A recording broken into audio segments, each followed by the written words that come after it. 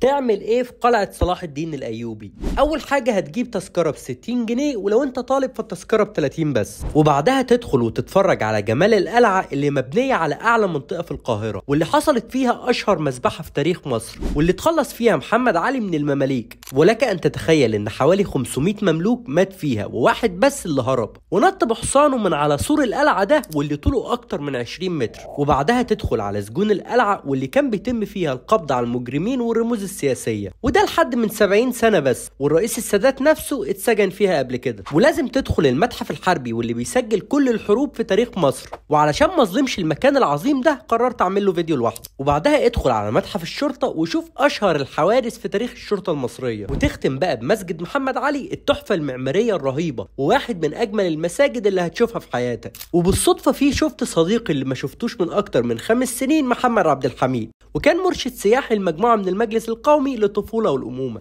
وكنت مبسوط جدا إني شفت سياح من كل دول العالم تقريبا. ودي كانت زيارتي لقلعة صلاح الدين الأيوبي. ولو عايز تزور مصر كلها وانت قاعد في بيتك، اعمل اشتراك واستنى الفيديوهات الجاية، وقولي في الكومنتات عايز نروح فين تاني.